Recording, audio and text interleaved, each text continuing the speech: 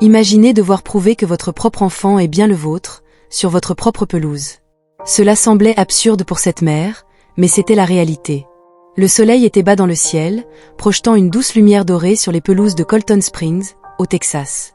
Le bourdonnement lointain d'une tondeuse à gazon se mêlait au chant occasionnel des oiseaux perchés sur les lignes électriques.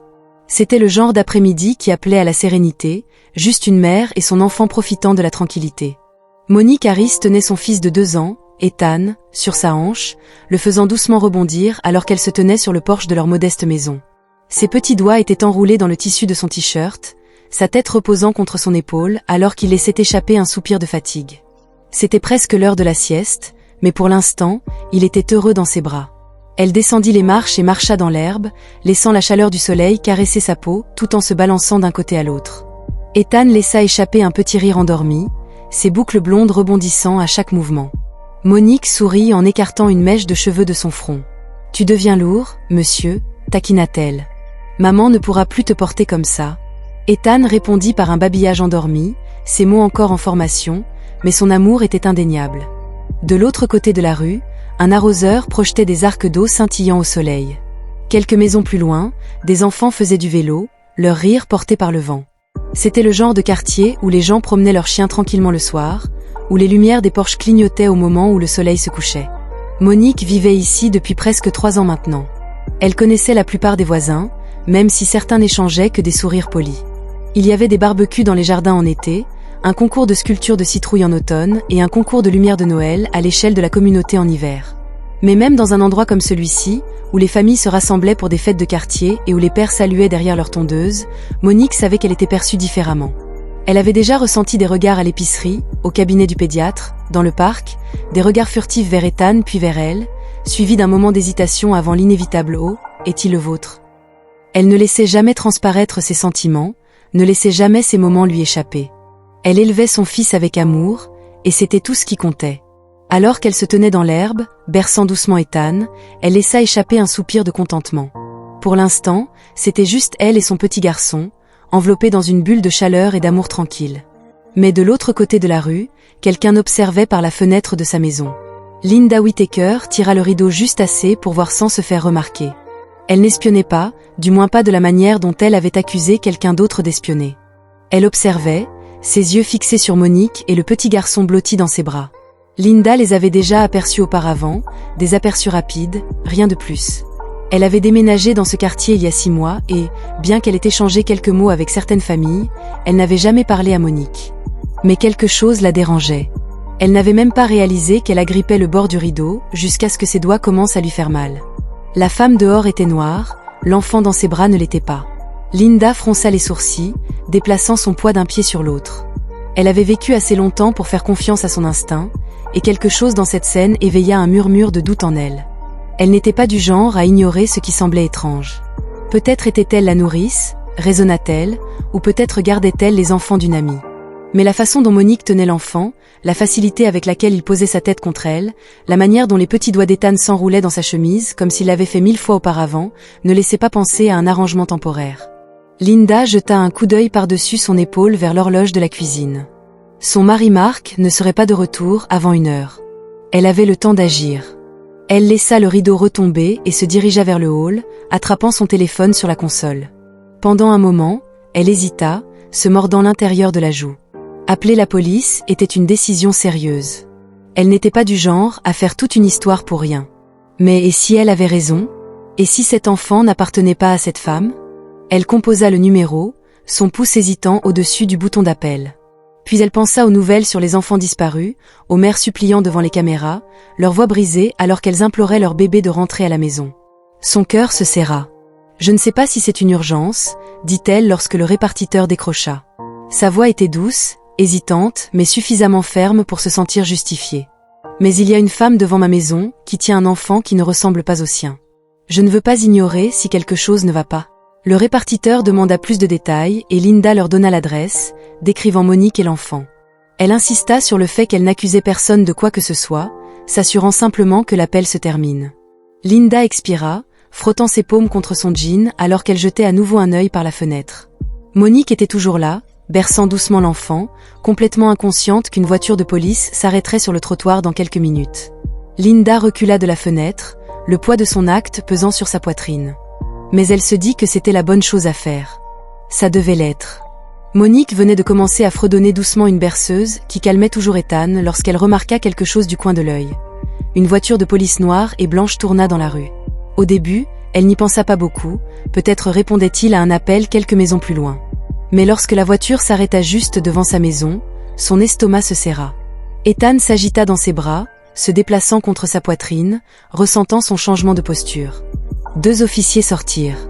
L'un était un homme blanc d'âge moyen, grand avec un visage sérieux, son uniforme impeccable et ses mouvements assurés. L'autre, un latino plus jeune, semblait un peu plus hésitant. Ils la regardèrent tous les deux, puis Ethan. Quelque chose dans le ventre de Monique se tordit. Elle ajusta sa prise sur Ethan, plantant fermement ses pieds dans l'herbe. L'officier plus âgé, le sergent Whitman, s'approcha en premier. Il se racla la gorge, son regard passant de la peau claire d'Ethan au bras brun foncé de Monique. « Madame, dit-il, nous avons reçu un appel concernant un possible enlèvement d'enfants. » Pendant un moment, les mots ne s'enregistrèrent même pas. Monique le fixa, clignant des yeux, attendant qu'il dise autre chose, quelque chose qui ait du sens. Le jeune officier, l'officier Ruiz, se déplaça mal à l'aise, ses mains posées sur sa ceinture. « On nous a dit qu'il y avait une inquiétude au sujet de l'enfant dont vous avez la garde. » Ethan laissa échapper un petit gémissement, sa prise se resserrant autour de la chemise de Monique. Elle le berça instinctivement en lui tapotant le dos, son pouls battant dans ses oreilles. « C'est mon fils, dit-elle, sa voix sèche mais contrôlée. Pourquoi quelqu'un penserait-il le contraire ?» Les officiers échangèrent un regard. Le sergent Whitman expira par le nez. « Madame, nous faisons juste suite à un rapport. Avez-vous une pièce d'identité sur vous ?» La mâchoire de Monique se crispa. Sa carte d'identité, elle avait vécu dans ce quartier pendant des années. Elle avait parcouru cette rue d'innombrables fois avec Ethan et maintenant, parce que quelqu'un pensait qu'elle ne ressemblait pas à sa mère, elle devait prouver qu'elle appartenait à sa propre cour. Avant que ses yeux ne se précipitent, elle aperçut Linda debout sur son porche de l'autre côté de la rue. La femme ne se cachait pas, ne faisait pas semblant de s'occuper de ses affaires. Elle se tenait droite, les bras croisés, les lèvres pressées en une fine ligne. Monique sentit une montée de chaleur sur son visage. Alors c'était elle qui avait appelé. Elle voulait crier, exiger une explication. Mais pour l'instant, elle devait rester concentrée. Elle prit une profonde inspiration, gardant sa voix égale. « Ma carte d'identité est à l'intérieur, mais je ne vois pas pourquoi je devrais la montrer juste parce que quelqu'un ne croit pas qu'il est à moi. » L'expression de Whitman n'avait pas changé. « Nous devons juste éclaircir cela, madame. » Les mains de Monique se resserrèrent autour du petit corps d'Ethan. Elle voulait refuser, leur dire qu'ils n'avaient pas le droit. Mais elle savait comment cela fonctionnait. Elle avait vu les nouvelles, elle avait vu ce qui arrivait aux gens qui devenaient trop bruyants, trop bouleversés, trop provoquants alors qu'ils essayaient simplement de vivre leur vie. Alors elle ravala la colère qui brûlait dans sa poitrine. « Mon identité est à l'intérieur, je dois d'abord le poser. » Whitman hocha la tête. « C'est bien, nous attendrons ici. » Monique se tourna et marcha vers la porte d'entrée. Elle refusa de se précipiter, refusant de leur donner la satisfaction de la voir paniquer. Elle entra, ses mains tremblantes alors qu'elle posait Ethan sur le canapé. Il la regarda avec de grands yeux confus. Elle força un sourire. « C'est bon, bébé, maman a juste besoin de quelque chose très vite. » Elle attrapa son sac à main sur le comptoir, ses doigts tâtonnants alors qu'elle sortait sa carte d'identité et son téléphone. Quand elle sortit à nouveau, elle les tint devant elle comme un bouclier. « Je m'appelle Monique Harris, dit-elle d'une voix ferme. C'est mon adresse et c'est mon fils. » Elle sortit son téléphone, feuilletant ses albums photos. Une douzaine de photos remplissaient l'écran. Ethan à l'hôpital le jour de son adoption, son premier anniversaire, Ethan endormi dans ses bras, ses petits doigts serrant les siens. Elle tourna l'écran vers eux. L'officier Ruiz se pencha en premier, ses yeux s'adoucissant. Whitman prit un peu plus de temps, ses lèvres se pressant en une fine ligne. Monique croisa les bras. « Avez-vous besoin de plus de preuves ?» Whitman soupira par le nez, se frottant le visage d'une main. « Ce ne sera pas nécessaire, madame, mais le mal était déjà fait. » Pendant un long moment, personne ne parla. Ethan, sentant le changement dans l'air, se tortilla du canapé et courut vers Monique, enroulant ses petits bras autour de sa jambe. Elle se pencha, lissant ses boucles de la main, s'enracinant dans sa chaleur. Le sergent Whitman soupira, ajustant sa ceinture. On dirait que tout est en ordre. Monique se moqua, secouant la tête. C'est comme si elle venait de passer un test, comme si elle devait prouver qu'elle avait le droit d'aimer son propre enfant. Elle se tourna vers Linda, toujours debout, rigide, sur son porche, les bras croisés comme si elle attendait des excuses. Monique sentit un rire amer monter dans sa gorge. « J'aimerais savoir, dit-elle en élevant la voix pour que Linda entende, ce qui t'a fait penser que mon fils était en danger. » Linda tressaillit légèrement mais tint bon. « Je n'étais pas sûre. J'ai juste pensé. » Monique laissa échapper un soupir brusque en inclinant la tête. « Tu as pensé quoi ?» La bouche de Linda s'ouvrit puis se referma, elle déglutit. « J'essayais juste de veiller sur lui. » Monique secoua la tête, son pouls battant toujours dans ses oreilles. « Non, tu ne veillais pas sur lui, tu veillais sur ton propre confort. » La mâchoire de Linda se serra, son visage devint rouge. Elle jeta un coup d'œil aux officiers comme si elle espérait qu'ils la soutiendraient, mais aucun d'eux ne parla. Monique s'avança, gardant sa voix stable et contrôlée. « Tu as vu une femme noire avec un enfant blanc et au lieu de t'occuper de tes affaires, tu as supposé que quelque chose n'allait pas. Tu ne m'as pas demandé, tu ne t'es pas présenté, tu as appelé la police comme si j'étais une menace. » Linda expira brusquement en secouant la tête. « Je n'avais pas cherché à t'accuser de quoi que ce soit. » Monique laissa échapper un soupir, un rire amer, mais tu l'avais fait. Elle fit un geste vers les officiers, et maintenant ces hommes se tenaient dans ma cour, devant mon enfant, me traitant comme une suspecte dans mon propre quartier. Tout cela parce que tu ne pouvais pas imaginer un monde où il pourrait être à moi. Linda détourna le regard, mal à l'aise. L'officier Ruiz, toujours près de la voiture de patrouille, s'éclaircit la gorge. « Madame, dit-il doucement, nous devons donner suite à des appels comme celui-ci. » Monique se tourna vers lui. « Oh, je comprends, j'imagine que tu fais ça tout le temps quand des mères blanches emmènent leurs enfants noirs dehors, n'est-ce pas ?» Ruiz baissa les yeux, ses lèvres pressées l'une contre l'autre. Whitman, toujours rigide, murmura que nous faisions simplement notre travail. La colère de Monique brûlait dans sa poitrine, mais c'était l'épuisement qui s'était installé dans ses os. Elle avait déjà vécu cela, ce scénario sous une douzaine de formes différentes dans les magasins, sur les terrains de jeu, dans les restaurants où des inconnus se croyaient en droit de remettre en question sa maternité. Cela n'avait jamais été aussi facile. Elle se tourna vers Linda, dont le visage était marqué par l'embarras, peut-être même par la culpabilité. « La prochaine fois que tu n'es pas sûre, dit Monique, sa voix plus douce maintenant, tu pourrais simplement t'approcher et te présenter au lieu d'appeler la police sur une mère et son bébé. » Les lèvres de Linda s'ouvrirent comme si elle voulait répondre, mais aucun mot ne sortit. Les officiers hochèrent la tête sans enthousiasme, puis retournèrent à leur voiture. Alors qu'ils s'éloignaient du trottoir, Monique laissa échapper un soupir, réalisant qu'elle tenait Ethan. Il tirait sur son jean, la regardant avec de grands yeux curieux. « Maman !» Elle se pencha, le souleva et l'embrassa sur la joue. « Je vais bien, bébé » murmura-t-elle, « nous allons bien. » Mais en se retournant vers la maison, elle savait que les choses ne seraient plus jamais tout à fait les mêmes.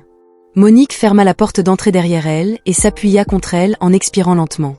Elle pouvait encore sentir le poids de leurs escaliers, la façon dont son cœur avait battu lorsque la voiture de police s'était arrêtée. Ethan se tortillait dans ses bras, alors elle le déposa en le regardant se diriger vers son panier de jouets dans le salon. Il n'avait aucune idée de ce qui venait de se passer, aucune idée que sa mère devait prouver qu'elle était bien sa mère. Elle se frotta le visage, se forçant à prendre de profondes respirations régulières. Son téléphone vibra sur le comptoir, un message d'Angela, sa meilleure amie. « Eh, ma fille, je viens de voir des flics devant chez toi, tout va bien ?» Monique fixa l'écran un long moment avant de répondre. « Je t'appellerai plus tard. » Elle ne voulait pas l'expliquer, pas maintenant, pas alors que ses mains tremblaient encore. À travers la fenêtre, elle aperçut Linda toujours debout sur son porche, se déplaçant d'un pied sur l'autre comme si elle ne savait pas si elle devait entrer ou s'en aller. Monique se détourna. Elle entra dans la cuisine, ouvrit le réfrigérateur et attrapa le verre de jus d'Ethan, quelque chose, n'importe quoi, pour donner à ses mains une raison de bouger. Quelques minutes plus tard, on frappa à la porte. Elle savait déjà qui c'était. Monique inspira profondément avant de s'approcher et d'ouvrir. Linda se tenait là, les bras croisés, se déplaçant maladroitement sur le porche pendant un long moment. Aucune d'elles ne parla, puis Linda s'éclaircit la gorge. « Je voulais juste dire que je suis désolée. » Monique la fixa intensément. Linda déglutit. « J'aurais dû appeler la police. » Monique haussait un sourcil. « Non, tu n'aurais pas dû. » Les yeux de Linda se baissèrent vers le sol. « Je pensais faire la bonne chose. » Monique croisa les bras. « La bonne chose pour qui ?» Silence. Linda expira en se frottant les mains. « Je suppose que je ne pensais pas que... » Monique inclina la tête. « Non, tu as pensé qu'une femme noire avec un enfant blanc ne te semblait pas bien, et au lieu de poser des questions, tu as pris une décision qui aurait pu très mal tourner pour moi. Linda leva les yeux, la culpabilité brillant sur son visage. Monique laissa échapper un lent soupir. Tu aurais pu t'approcher et te présenter. Tu aurais pu t'occuper de tes affaires, mais tu ne l'as pas fait. Linda hocha la tête, pressant ses lèvres l'une contre l'autre. Je sais et je suis désolée. Monique l'étudia un instant. Elle n'était pas sûre de croire à ses excuses, ou peut-être qu'elle se fichait de savoir si elles étaient sincères. Elle jeta un coup d'œil à Ethan qui jouait toujours par terre, complètement inconscient du poids de cette conversation. Elle se tourna vers Linda. J'espère que la prochaine fois, tu réfléchiras. Linda hocha la tête, puis sans un mot de plus, Monique ferma la porte. Elle ne lui devait rien de plus que cela. Monique resta près de la porte un long moment après l'avoir fermée. Elle pouvait entendre les pas hésitants de Linda qui s'éloignait sur les marches du porche pour revenir de son côté de la porte, dans la rue. Ethan babillait pour lui-même alors qu'il empilait ses blocs, inconscient de la tempête qui venait de passer. Monique laissa échapper un soupir et s'avança, s'effondrant sur le sol à côté de lui. Elle passa une main douce sur ses boucles soyeuses, l'observant concentrer ses petits doigts, ajustant maladroitement un bloc sur un autre. C'était son fils, son bébé, et pourtant aujourd'hui avait été un rappel qu'elle avait reçu bien trop de fois que certaines personnes les regarderaient toujours et verraient quelque chose qui ne correspondait pas, que peu importe l'amour qu'elle lui donnait, peu importe le nombre d'histoires au coucher, de genoux écorchés, d'embrassades ou de nuits blanches passées à apaiser ses pleurs, quelqu'un se demanderait toujours si elle appartenait à sa vie. Et un jour, Ethan serait assez grand pour le remarquer aussi. Elle détestait ça, elle détestait qu'il vienne un jour où elle devrait expliquer pourquoi le monde les voyait parfois comme un puzzle qui ne correspondait pas. Elle attrapa l'un de ses blocs, le plaçant soigneusement au sommet de sa tour. Il applaudit, son visage s'illuminant. Monique sourit, mais son sourire n'atteignit pas tout à fait ses yeux. Elle n'allait pas laisser cette journée lui prendre quoi que ce soit, mais elle s'en souviendrait. Elle se souviendrait de la façon dont ses officiers l'avaient regardée, de la façon dont Linda avait hésité, de la façon dont elle avait dû prouver sa maternité, comme si elle était interrogée à une frontière qu'elle n'avait jamais accepté de traverser. Et elle se souviendrait de la leçon. Des personnes comme Linda existeraient toujours, mais la prochaine fois que quelqu'un comme elle aurait cette démangeaison suspecte, elle devrait y réfléchir à deux fois. Parce qu'aujourd'hui, Linda avait aussi appris quelque chose. Elle avait compris que ses peurs ne rendaient pas quelqu'un d'autre coupable, que son inconfort n'était pas une excuse pour l'humiliation de Monique. Monique embrassa le sommet de la tête d'Ethan et c'était au moins quelque chose, car une leçon à la fois, le monde devait apprendre. Combien de fois voyons-nous quelque chose d'inconnu et supposons le pire ? Combien de fois laissons-nous les préjugés guider nos actions sans même nous en rendre compte ?